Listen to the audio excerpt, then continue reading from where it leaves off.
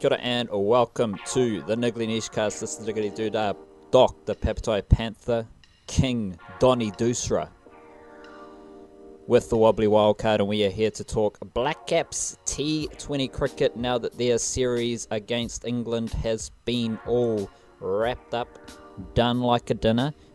It kind of sizzled out there with a 11 over game, and anytime T20 cricket gets brought down to anything less than 15 overs, you're taking the piss. So probably won't dive deep into that last game. We're just going to wrap up the full series banger and talk all things Blackcaps, all things cricket with the Wobbly Wildcard. Wobbly Wildcard, you're up in Whangarei, and it's a busy time for cricket up in Whangarei this week. Yeah, you can tell that cricket's come to town because the bloody rain arrived at the same time. So they would have been playing I think there's a 2-day array. The England Test team is having a 2-day warm up against a bunch of very, very well, use the word fringe blanket shield type players, like guys on the edge of domestic stuff. Today and tomorrow, Tuesday, Wednesday, Thursday off, and then a 3-dayer on Friday, Saturday, Sunday, which I might partake in at least the Friday. I reckon sounds like if the sun comes out, if it's a nice old day, rock up and maybe bring a book, bring my headphones or something like that, park up, might even bring a deck chair, park up on the bank there and partake in some beautiful cricket and see how fast Jofra Archer really bowls. And yeah, I feel sorry for a couple of those New Zealand 11 batsmen who are facing England. You might not get like a full banger, Jofra Archer, but you're going to get something close to it. And boy, that New Zealand 11 team is definitely up against it. Warm-up-ish. Yeah. Yeah, they're a good warm-up to play the New Zealand A team. That's a good warm-up to play the Blackcaps Test team as well. And I'm not sure when we're going to get a Test team, but Test team named for the Test series against England. But we do intend to wrap up the Plunkett Shield round 3 and subsequently wrap up the first stanza, I think, of Plunkett Shield cricket for the summer. And that will coincide with a little bit of Blackcaps Test cricket discussions, because there's a couple of intriguing numbers from the first stanza of Plunkett Shield cricket with regards to the Blackcaps wildcard. Did you have any miscellaneous notes from the T20 series against England? Just stuff like, we'll go into detail about how the T20 team is looking and certain players, and throughout the series I've talked a lot about trends that have emerged, and interestingly those trends aren't part of a wider Blackcaps discussion, which I just noticed in watching the coverage of this T20 series. I don't want to come across as the big man, the big oos, the big jefe of all things Blackcaps cricket and Aotearoa, like picking up little nuanced trends that other people aren't noticing. But I mean, hearing some of the commentary and some of the, even listening to stuff like Test Match Special and getting the English perspective, or even getting the Jeremy Coney perspective, let alone all the commentators and media who follow the Blackcaps, they barely scratch the surface of stuff that is happening with regards to the Blackcaps. So definitely a couple of trends that run deep with that Blackcaps T20 team. Maybe that's a place you want to start with, Wildcard, in terms of miscellaneous items. How did you kind of feel about the new-ish coverage team of the Blackcaps? I noted that a couple of the big commentator guys weren't there, like guys like Mark Richardson, Craig Cumming, those dudes. Scott Styris appeared later on in the team. You had a weird scenario where Craig McMillan popped up probably between Plunkett Shield games to do some commentary alongside Mike Hesson, and those dudes are talking about players they coach, and it's just it was a very weird situation. But how have you, this is our first meeting with the Sky Sports cricket team of the summer. How did you, any notes, any ideas just from the coverage of the Blackcaps T20 series against England?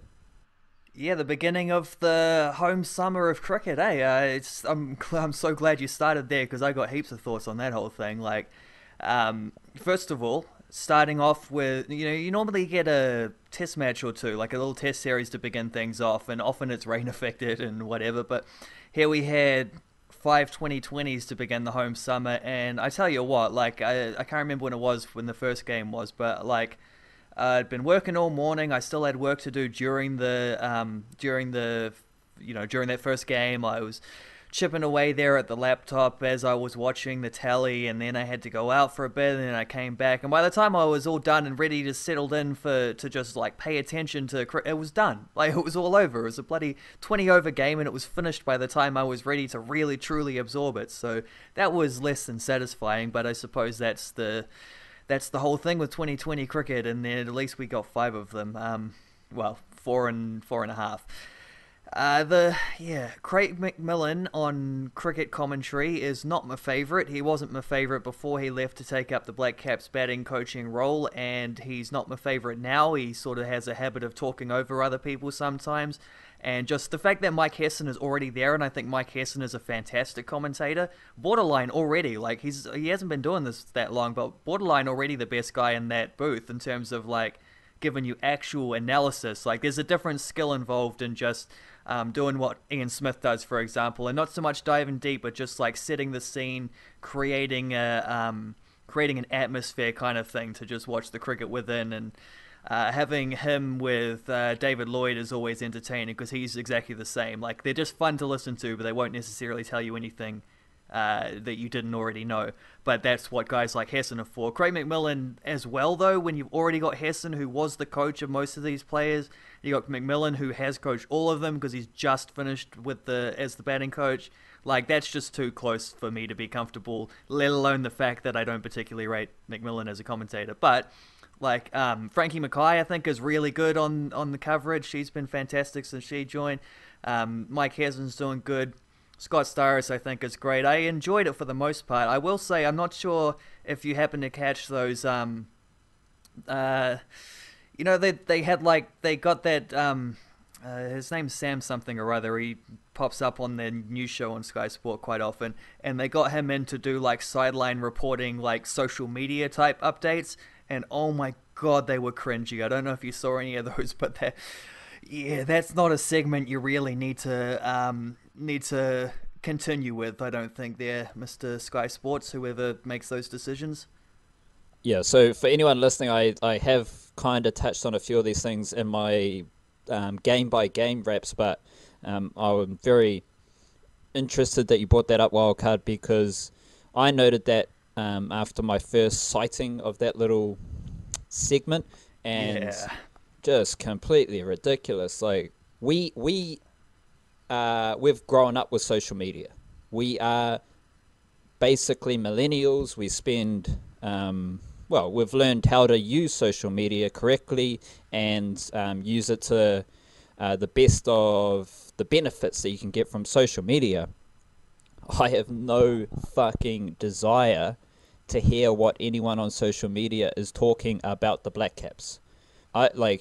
We as young people do not care what is being said on Twitter, and if we did, we would be on Twitter seeing what people are saying about it. Like, you don't need to be strolling around saying, "Oh, Joe Blow, he said this about this person." Like, no one gives a shit.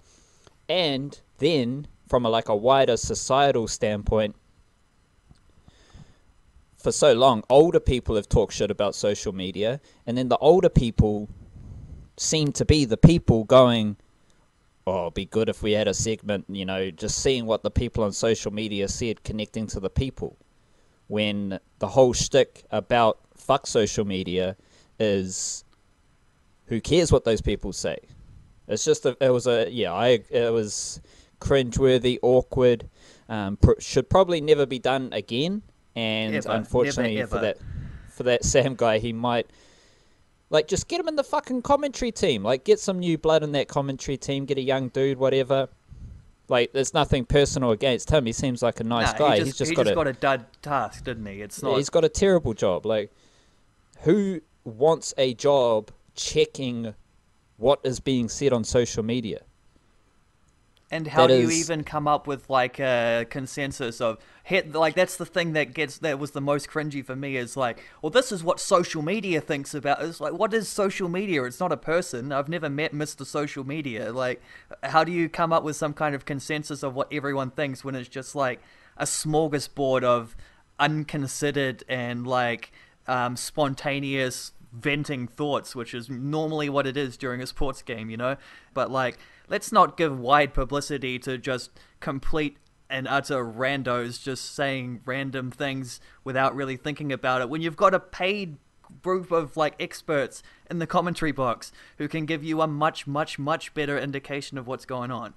I mean, that's why you have the former Blackcaps coach Exactly. telling you like what's going on. Like, I don't like find listening to any of those dudes like pleasurable. It's not like enjoyable. I definitely am aware to what is being correct and what's wrong, and just my levels of enjoyment in listening to those dudes. But Mike Hesson is at least the former Blackcaps coach. He at least knows what the general situation is, and it's just, yeah, it's kind of ridiculous. I also think Frances Mackay isn't being selected for the White Ferns because she has dreadlocks.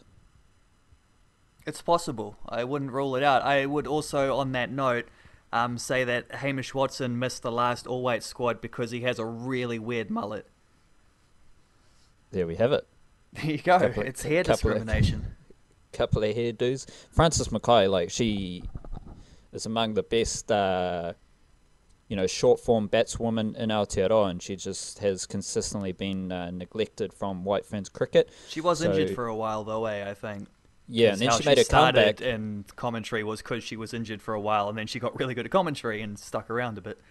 She made a comeback last summer. She got selected for a few games and just hasn't featured since, but all power to her. And she, obviously, Sky Sports are going to try and have female commentators in all their commentary teams, which is fine. Honkadori. Whoever's good enough, get the job.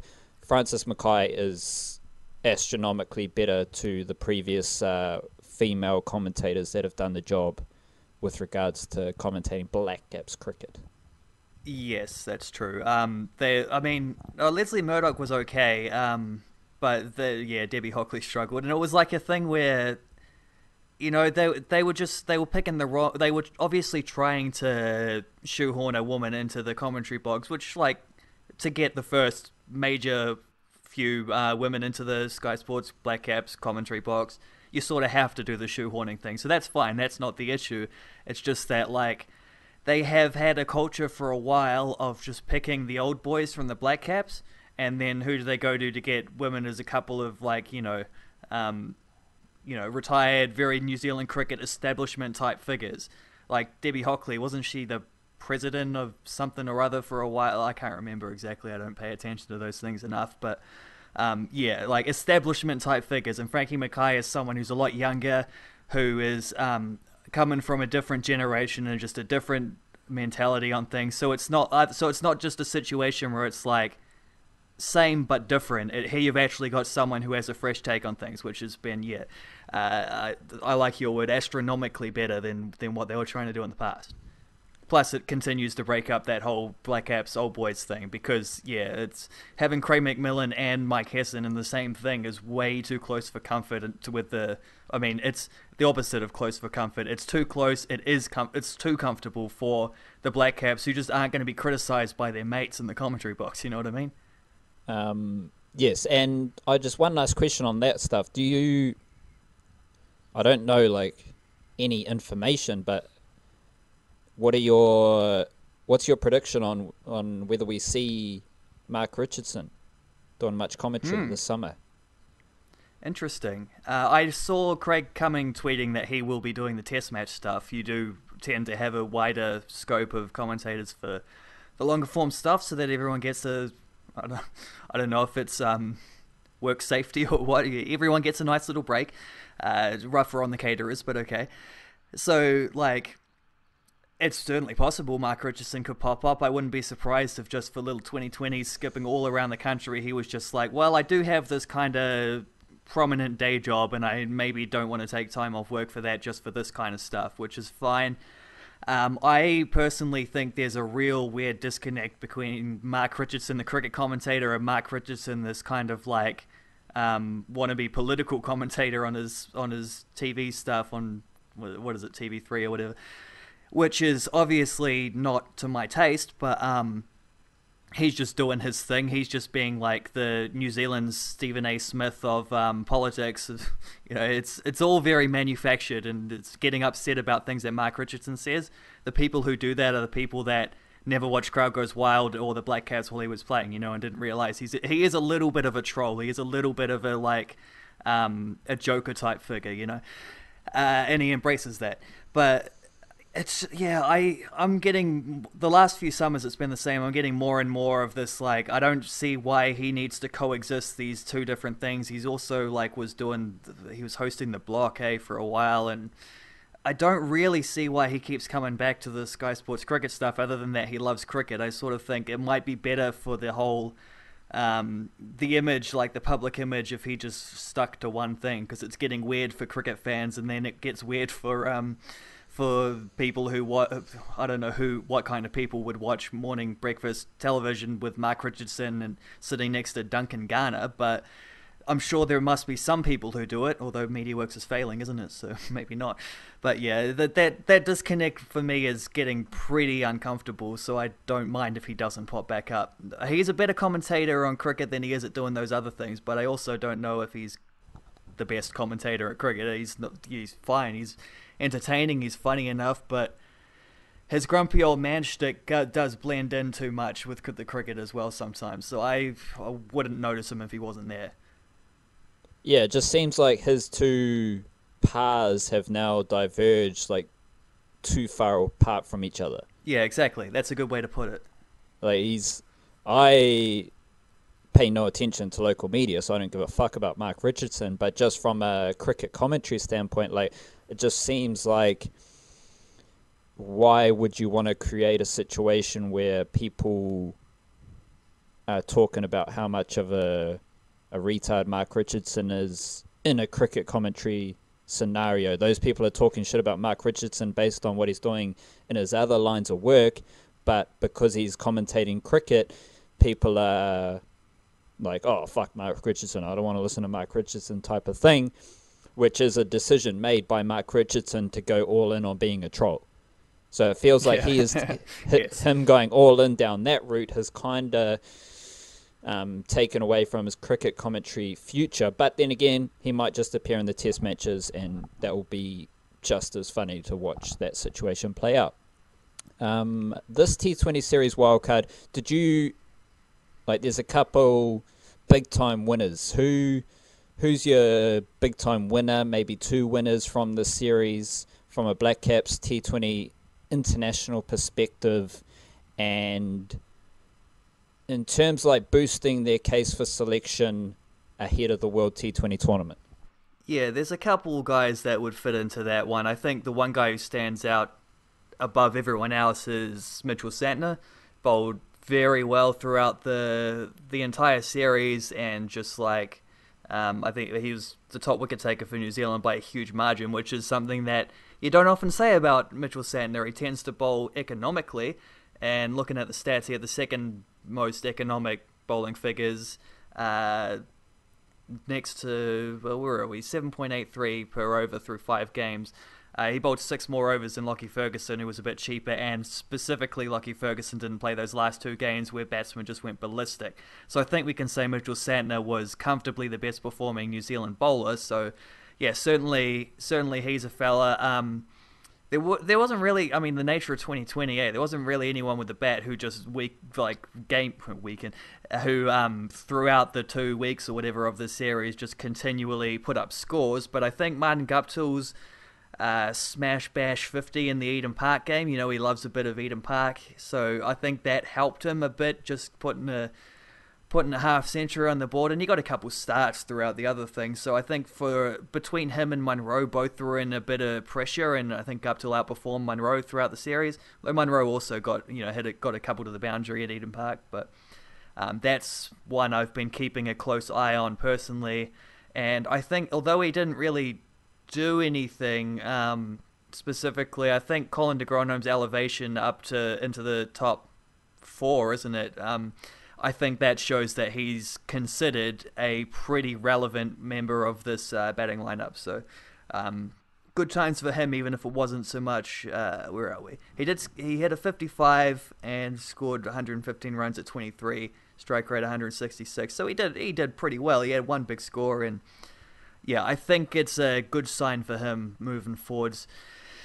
I suppose you could chuck Tim Seifert in there as well, just because he was, if I'm saying de Grandhomme getting a prominent role, Seifert also batting at 3, but Seifert was a little more inconsistent. So yeah, and we might come back to that super over with the tactics New Zealand showed, because I thought they absolutely bottled that one. But mostly, though, I would say this, it's hard to pick individuals out of 2020s because it's such a weird little, everyone does just a little bit, and a little bit is enough. Suddenly, like, getting 3 wickets in an innings is, fantastic in a 2020 international, as long as you're not getting smashed at the same time. So little contributions tend to be what add up to make a team performance. But yeah, I thought Mitchell Santner was pretty fantastic throughout this series, to be honest.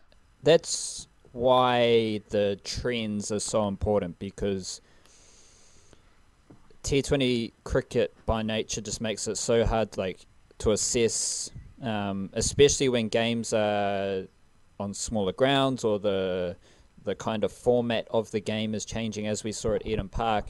So for me, in assessing T20 cricket, it's all about assessing the trends and the patterns that have happened over a series, and even better, over multiple series. And you mentioned Martin Guptill there, and this is kind of the opposite to the case that I'll make about a few other players. But Martin Guptill, you mentioned his half century in Auckland.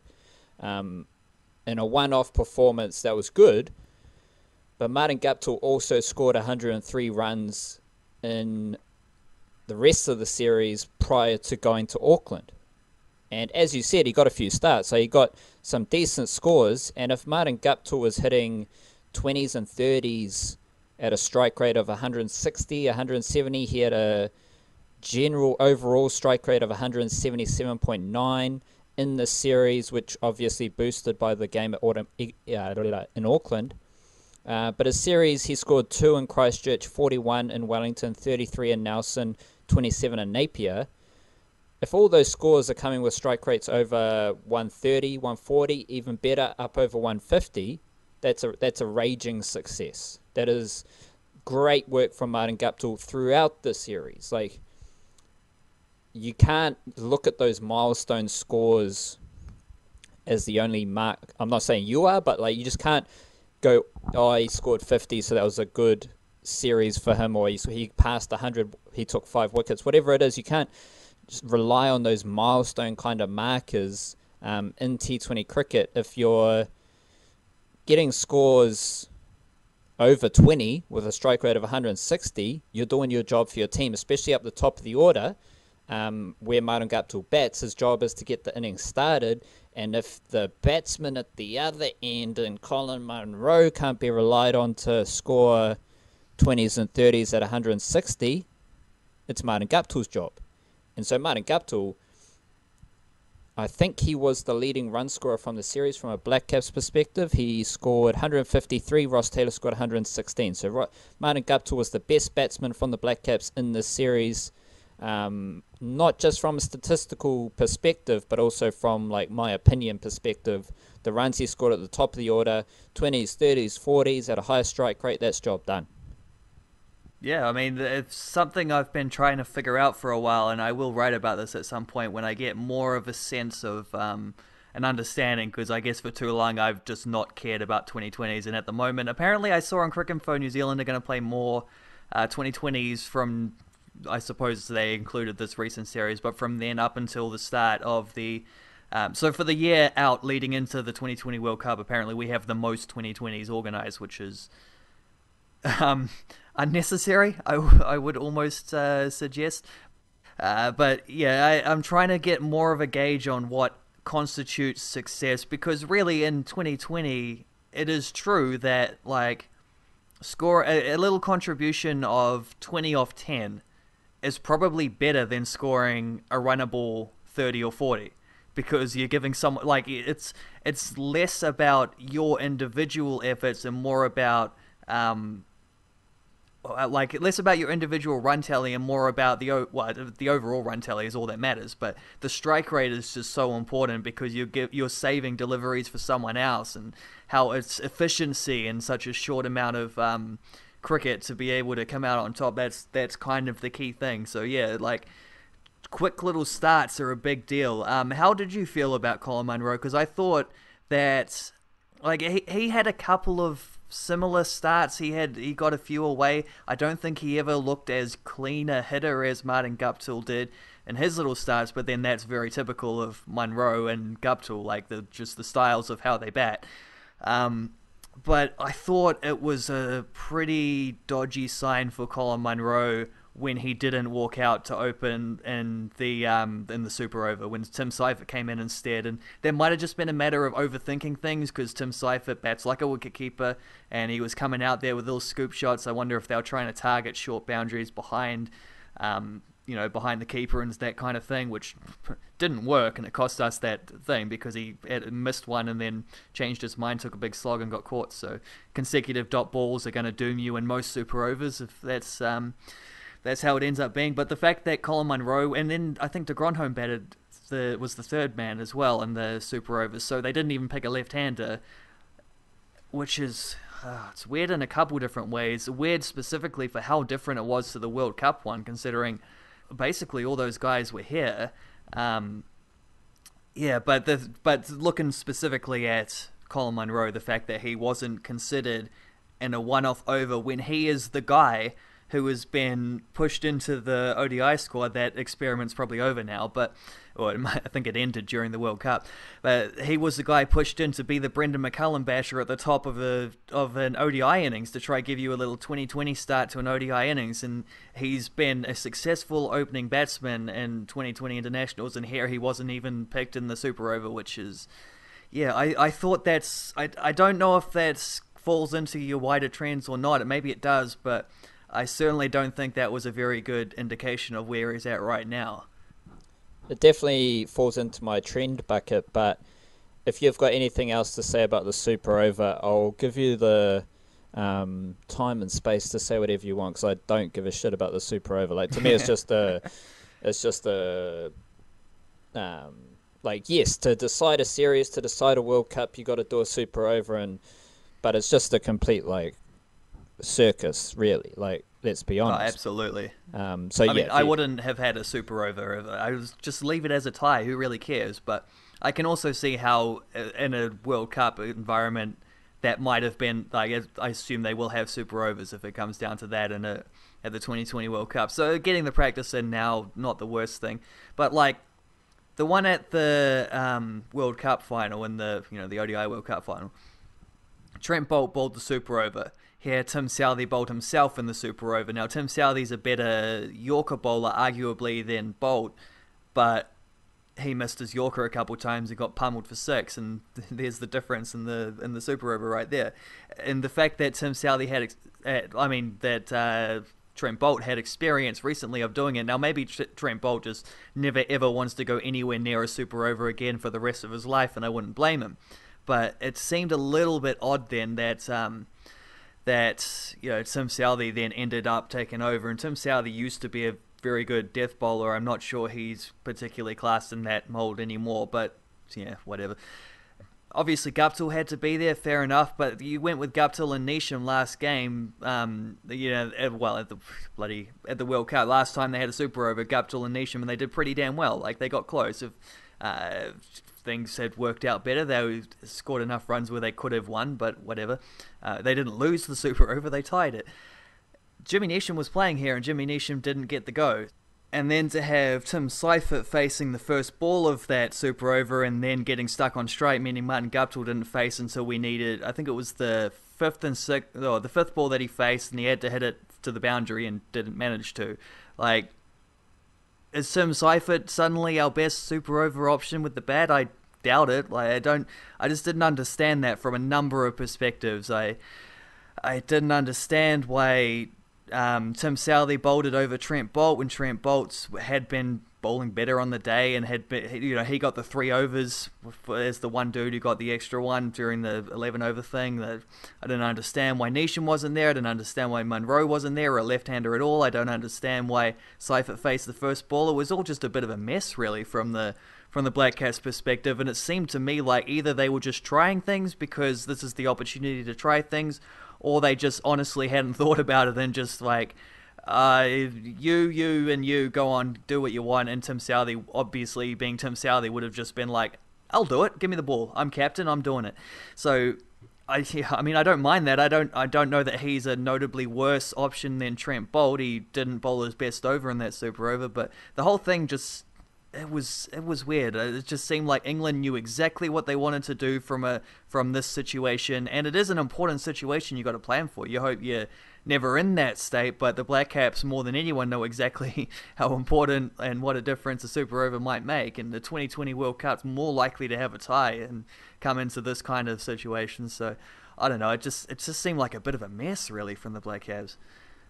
I would respond to that with the same response I'd have to people confused about certain Black Caps selections, like Blair Tickner coming in for 2 games, Daryl Mitchell, Jimmy Neesham, Scott Kugelheim rotating in and out. I think the Black Caps were just mixing it up. They're just giving guys around here. Yeah, they're just rolling through their options, their possibilities, their scenarios. So I wouldn't take anything like that too seriously. With regards to Mr. Munro, he averaged 22 in this series with a strike rate of 146.6. Now, that is heavily boosted by the Eden Park 11 over extravaganza that took place. And again, I'm talking about trends here, so I'm talking about multiple series. And when you consider that Colin Munro averaged 8.33 in Sri Lanka, 3 games, 25 runs, strike rate of 125. And Colin Munro, this year, he is averaging 22 with a strike rate of 154. This is the first year since 2000. So 2016, 17, and 18, he averaged 33, 39, 45 with adequate strike rates. Now he's averaging 22. So in T20 international cricket, Colin Munro is averaging under 30 for the first time since the start of 2016. And he's not only averaging under 30, he's averaging 22. So he struggled in Sri Lanka. We know he struggled at the World Cup as well. And to be honest, like apart from that 11 over extravaganza at Eden Park, Colin Munro struggled in this series as well. Based on that, like there's no ground to keep selecting Colin Munro other than hoping he sorts it out. Like you can't just keep selecting someone who has now underperformed consistently. Like even if we go back to the summer when we were trying to figure out who's going to open at the World Cup, that was because Colin Munro wasn't very good. Now there's a bit of leniency from my perspective because it's different format, and Colin Munro's best format probably should be T20 cricket. But again, no one's talking.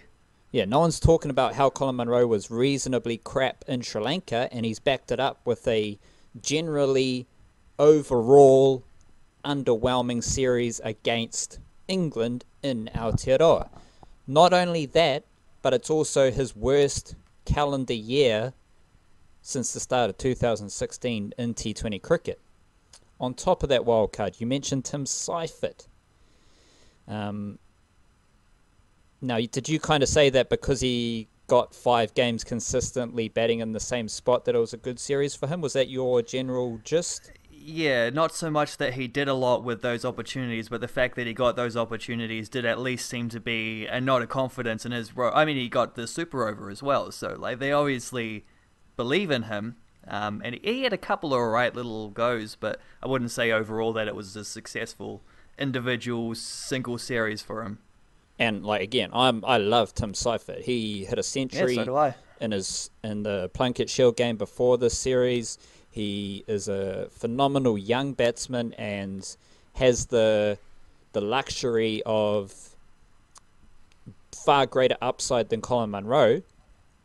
Tim Seifert averaged 19.4 in this series, and in Sri Lanka, Tim Seifert averaged 12.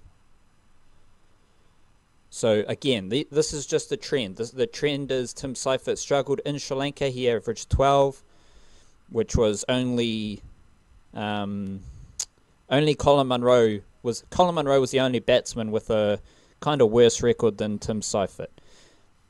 The point is that they both backed it up with another mediocre series against England. So the trends are there, and the last trend wildcard revolves around Ish Sodhi, who spinning conditions, Sri Lanka, the best format for him apparently. In 2 games, he took a wicket at an average of 57 in Sri Lanka. Come back to Aotearoa, and Ish Sodhi puts up 3 wickets, 15 overs at an average of 58. So in 2 series of T20 international cricket, Ish Sodhi has averaged 57 and 58. That is the same trend as Tim Seifert and Colin Munro. All 3 players have had 2 T20 international series in which they have not just underperformed and just struggled, just out of form, we're struggling here. They have kind of shit the bed. Like Colin Munro is basically trending away from Blackcaps cricket at this stage of his career, which, again, no one's really talking about. Like Tim Seifert, he's a younger player. He's trying to settle into this difficult arena of international T20 cricket. But he hasn't taken his opportunities in 2 series. Ish Sodhi is still hovering somewhere around the top 10 for T20 international bowlers, and he's averaged 57 and 58 in his last 2 series. These are, like, they're not just like, let's dig beneath the surface here, let's peel back a few layers, and let's dig into some deep statistical rabbit holes with these guys. These aren't those kind of trends. These are just blatant back-to-back series in which they haven't performed. And, like, from my perspective, it's just to chuck those out there, to highlight them, put them out there, and then let people come to their own conclusions. And that's an important job, considering no one else really talks about those kind of trends over a long period of time. The confusing thing about Colin Munro is that he scored an absolutely vintage Colin Munro century in a 2020 warm-up game against all these same bowlers, and then come to the actual real stuff. He hung around a little bit. I've got the feeling from watching him bat over the last 12 months that he is trying very hard, and it sounds like antithetical to say, but that's almost not what you want from like Martin Guptill's been through the similar periods of really grinding in and trying to make sure he gets stuck in and gets something out of each innings. And like what you want from Colin Munro is just effortless 6 hitting, and that's not. Yeah, we haven't like, even when he's got little starts, it hasn't always been effortless. There've been a few absolutely pummeled out of the middle where you're like, yeah, that's the one, but. This has been a wider trend for a while, and he stopped playing red ball cricket, Plunkett Shield stuff last summer, didn't he? Because he wanted to focus on the 2 World Cups that were coming up, and he didn't perform at one of those World Cups. Was very lucky to even make the squad, I thought, but they just went back to him late because they ran out of other ideas because they hadn't thought hard enough about. They basically gave Colin Munro too much time without coming up with a backup plan, and once they got a backup plan, it was Henry Nicholls being pushed forward, and whatever, we don't play another ODI till February, so we don't have to think about that one for a little while. But now he's his place in the 2020 squad, where he was for a while, and absolutely, he, like you said, he had that 2 or 3 year spell where he was world class as an opener, and I sort of suspect that he just got himself a little too prominent, and now he's been figured out a little bit. You can see, like, he does have a few technical holes in his game, which, like, he doesn't move his feet much. If you angle the ball in towards his body, he tends to just loop it up, and he doesn't always know how to get on top of those things. And, like, I wonder, even just like the thing between him pummeling these England bowlers in the warm-up game and then not having the same level of success in the real stuff. Yeah, I don't know. It's a little bit of a, on the individual thing. You wouldn't look at his series and say, well, he scored 110 runs, average of 22, strike rate a little under 150. You wouldn't look at that and say that's bad, but within the wider context, it certainly doesn't do anything at all to fix this concerning trend where he's been going for the last 12 months. And I just have to think that is what it is. Like, the problem is that opposition bowlers from around the world have seen enough of him. He's been doing 2020 circuit stuff as well, so he's been visible. He's played a lot of cricket against a lot of guys, and they've kind of just realized that there are areas you can bowl to him, and he doesn't necessarily, either he doesn't have an answer, or he just won't, even if you don't get him out, he won't be able to hit to his areas. And that is certainly concerning. And I wonder how much of a rope they'll give him. I suspect he's going to be given every opportunity to bat his way through, and that might not be the worst thing, because we know how good he can be in this format when he is at his best. But yeah, I think it's certainly a thing to keep a very, very close eye on for throughout the rest of these, is it 100, 150 2020 internationals we got over the next 9 months or something like that? Maybe not quite that many. Yeah, you might want to just start scoring runs, because that idea of him being figured out goes back kind of 2 years to ODI cricket. Like, any time he came up against good bowling attacks, he'd just get tied down and then hit out. Well, I think people overrated his ODI stuff in the first place because of how well he was doing at 2020. I don't think he was ever a very good ODI opening batsman. But he would cash in against the weaker opposition. Yeah, and then Neil Broom syndrome. Yeah, and then when he came up against good teams, they would tie him down. I just want to chuck this out here, wildcard. Sodhi averaging 37 in 2018, 2019 averaging 35 with the ball. That's important because 2015 he averaged 14, 2016 he averaged 13, 2017 he averaged 14. That is what your T20 reputation is built upon. And then your last 2 years are the complete opposite of that. So, interesting little juncture in his T20 career. Swing it back to Colin Munro, because this could go anywhere, but it's probably a topic to finish on.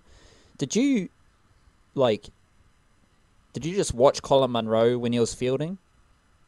Some of it was hard to miss. No, I didn't. Some of it was like, he gets the run out and he goes berserk.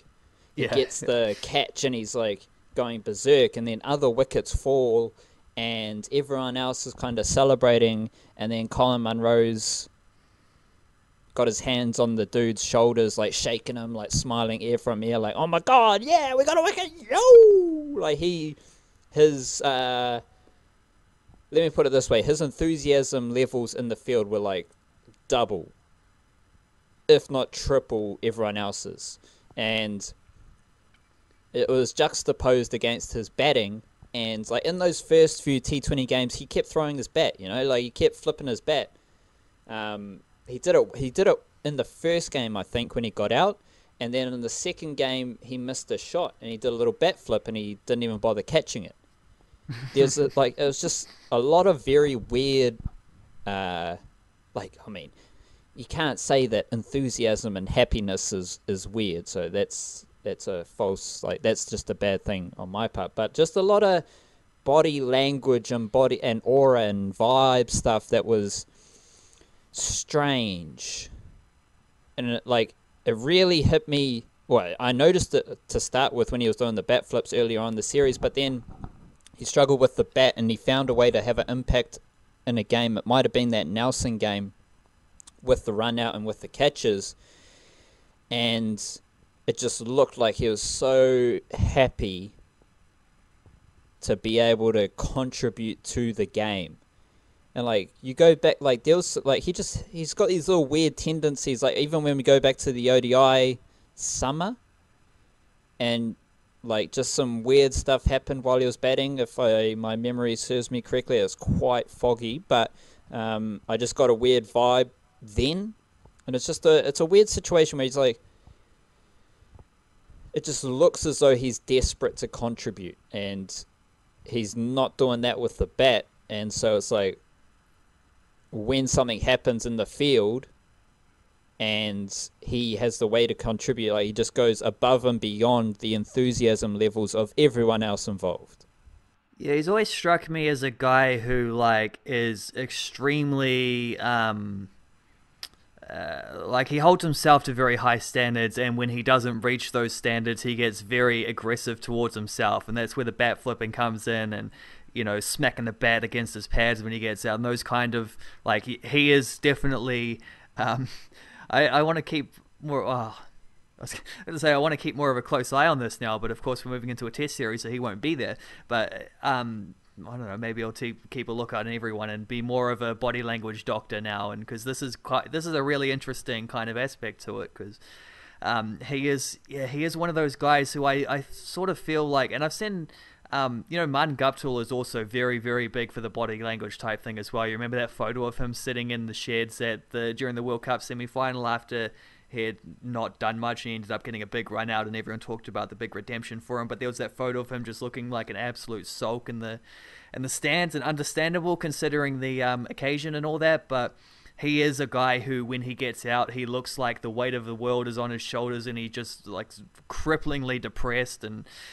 Sometimes very angry at himself, and that way it expresses itself. But yeah, Monroe always seems to be a guy who brings anger and frustration around. So to see him bouncing around, I didn't pay much attention to it, so I didn't really notice. But the idea of him bouncing around, bubbly and happy and whatever, seems almost like, I don't know, it seems a little out of character, like maybe it could have been forced or something. But yeah, I think that desperation probably feeds into frustration as well, and just wanting to be a part of this, and this means a lot to him. Like he has like, it's not like he sacrificed playing Plunkett Shield because he wasn't playing. He's one of the 2 or 3 like most devastating Plunkett Shield batsmen out there at the current moment. Like in terms of guys who regularly play, he's done incredible things, and yeah, just he's made a sharp focus of wanting to be a, do the white ball cricket stuff at the best of his ability, and that has then corresponded with him struggling at both forms and losing his spot in one. Probably, I don't know that he's in danger of losing his spot in this one, but it's now a conversation where it wasn't a year ago. Like, I wonder if he's just getting a little too. And that's not always a good thing as well when you get in your head and you start focusing on individual things, because like we've been talking about how it's the wider trends that matter, and that's the thing with 2020. Like one big score doesn't save you. You need to be able to consistently do little things as well. And I just wish there were a couple more 2020s I could pay more attention to this now. One of the no one has a better first-class batting record than Colin Munro, averaging 50-something with a strike rate of 99. Like that, yeah, that's incredible. Yeah. But the weird thing is that it's just the completely same vibe I got from the summer. And there was a lot more pressure last summer when it was like we're trying to figure out the ODI opening combination, and you could tell that pressure was kind of getting to him just in how he was acting at the crease and how he was acting just around batting and playing cricket. But I got the completely same vibe this time around, and it's not surprising considering the trends I have highlighted about Colin Munro. So interesting to see where he goes. Like he might, he'll probably, I think Ford Trophy will start up soon, and then he'll crack into that, I guess. Like he'll just go play Ford Trophy cricket, and that's a arena that he could definitely dominate, isn't it, Wildcard? Yeah, and we might get some great body language shots on the old the what do they call it, the Pooch Cam, with the little video highlight scoreboards, which they've updated, I see, as well. New Zealand cricket moving into the new century. I just clicked through to Colin Munro's test debut in his only test. Against South Africa, he got a first ball duck on debut. That one might have stung. Test team featuring Dean Brownlee, Daniel Flynn, Doug Bracewell, Jaden Patel, Martin Guptill, Brendan McCullum. Those were the days, 2013. Yeah, you might see a fair few of those guys in the Ford Trophy over the next few weeks. Well, from that group, Brendan McCullum's the only one who's retired, so... Yeah, there you go. Well, he'll definitely run into Daniel Flynn and Dean Brownlee at some point. Jaden Patel maybe not, because Jaden Patel's getting some bucks, isn't he, with England? He's doing the job that Shane Bond wants. Coaching he's not the bowling coach, but he's doing a little bit of, what would you call it, consultancy? Yeah, like, easily the best jobs you can have in cricket. Like, you just Incredible job, eh? You just pick up an opportunity, we'll just go help out those bowlers for a bit, and you say, pay me here, this is my bank account, here we go. Oh, mate, sign Direct me debit, up. please. Sign me up. And it's, like, Shane Bond was a couple games with England, I think. It was just 3, like a series or something like that. So you're not going to overhaul anyone's technique. You're not going to tell them secrets like, oh, if you do this and then we'll go here and we'll film this and then, 6 months later we're going to... No, you're just talking bowling. Like, that's literally all you're going to do as a bowling coach when you're popping up here and there for different teams. It was just a great job.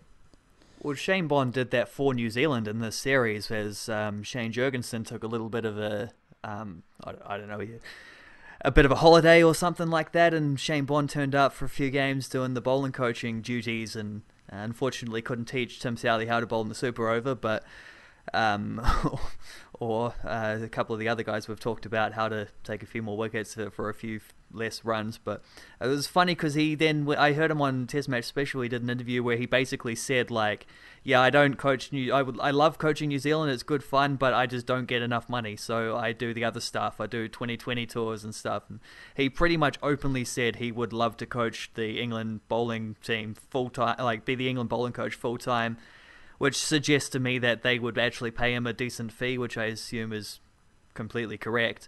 And it's it's a bit sad, isn't it? We're now probably the best bowling coach we could have. I mean, him and Alan Donald have been the two guys who have been who have done that job for New Zealand, and you've seen like a clear and obvious improvement in guys, and been like, wow, this bowling coach is having a serious effect on people, and we just haven't had that anywhere else with anyone else throughout the years. Maybe get a few more Yorkers. It would be a good idea, you'd think, eh? Like, just get it up in the old block hole. Chris Jordan could do it for England. He definitely could. And Jofra Archer, back when that mom mattered. Stop with all the bullshit and just bowl a fucking Yorker. How about that?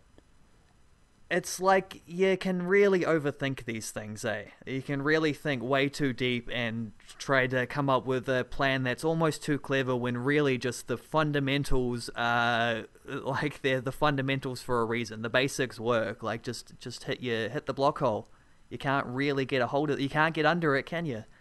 If your batsman starts getting sneaky with it, then you try and mix it up. But yeah, nah.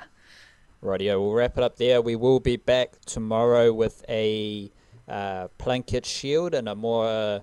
we'll intertwine that Plunkett Shield recap because there were no results. All 3 games were rain affected. So we'll definitely discuss what happened, but we'll also tie it in with Blackcaps Test cricket. So watch out for that one. And we're also going to be recording our Patreon podcast for our supporters on Patreon. So if you want to support the Niche Case directly, jump on Patreon, and that's the best way to support us at the moment. Otherwise, just like, review, subscribe, support, share, and yeah, just listen. Thank you for listening, and we'll be back on your feed somewhere, somehow. Kia kaha. Stay beautiful. Cha-cha.